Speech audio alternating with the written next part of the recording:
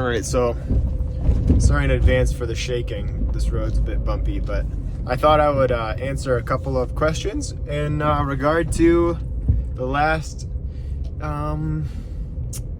little video that I made, kind of talking about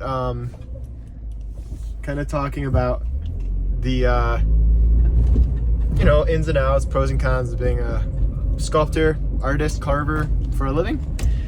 And yeah, a few of you had questions, and I just said that I would answer them, so this is the fastest way for me to answer them. So hopefully this is relevant to you. It's pretty relevant if you're a carver and maybe you do it as a hobby, or you're trying to make it a part-time gig, or I don't know, whatever. So the first question was about like places to get plugged in, maybe resources. Probably one of the better places to get plugged in if you're trying to start into carving as a career is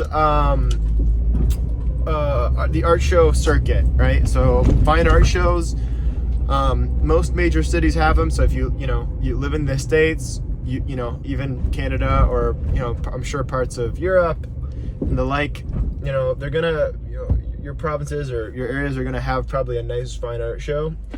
And if you're in the States, I'm fairly sure, I'm not sure about the Canadian market or other countries, but in the US, there are application sites. So if you look up art fair application, you're gonna see something called Zapplication, right?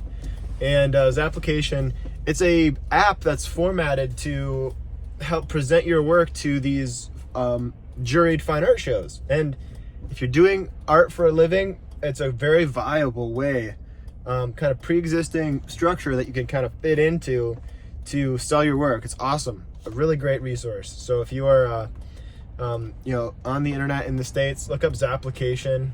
What you do is you post 4 pictures of work that you've made in the past, I believe, and then a 5th picture of your booth. And for most fine art shows, what that looks like is, if you're asking, it looks like a 10 by 10 white tent with sidewalls. And you're gonna snap a picture of the inside of that tent with all of your artwork displayed. Now, I mean, there's tons that we can go into about displays and all that stuff. You know, if you guys are interested in it, I'll talk more about it. But to keep this short and concise, you're gonna want a nice picture of a well-designed display in that 10 by 10 tent. Well lit, well-designed display. So anyway, that being said, that's a really good resource. Now, as far as vetting to find what shows are in your area and which ones are worth your time, another website is called, there's Art Fair Insiders. That's kind of a local one. But then there's also, oh, someone's dog is loose. This is hilarious. It's a website called Sunshine Artists. Oh, scaring me. The dog almost got hit. Sunshine Artists is a really great website to show you which you know, art shows are worth your time. You want a minimum of like a couple hundred or 100,000 people, at least I do. I can't say that everyone should expect that, because, you know, you could do very well at a smaller show, but it will improve your odds to be at a show that has really great reviews and a lot of people going through it, right? So that means one of two things. The caliber of artists is usually going to be better, because more traffic, more applicants, or more artists trying to get into that highly trafficked show. And then 2, you know, you're going to have just a better odds of finding a client, finding a buyer. So yeah, that's that. So I guess I'll leave it at that for now. One other quick question someone asked is about dust collection, what I do. If you Google, I think, is it DIY? There's oh no, This Old House air filter.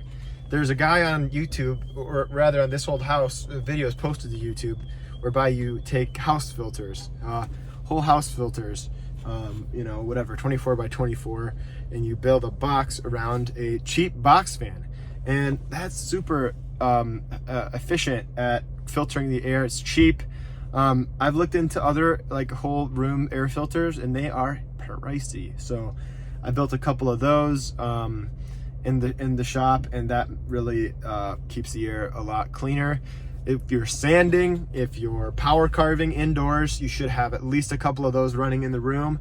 And you should also be wearing a face mask. You know, preserve those lungs. It's super important. One of the individuals who's commenting is having issues with their respiratory system as a result of carving often, you know, and that's very common. So protecting your lungs is important. Keeping your area swept up pretty regularly. Keeping a nice vacuum with a quality filter, maybe a HEPA filter. These are some obvious things, but anyway, ta-ta for now, guys. Thanks for listening. I really hope this was helpful and not too drawn out, but thank you for your patience. Thank you for listening, and I appreciate your support. Share this with a woodcarver you know and love if they need help with these things. Talk to you.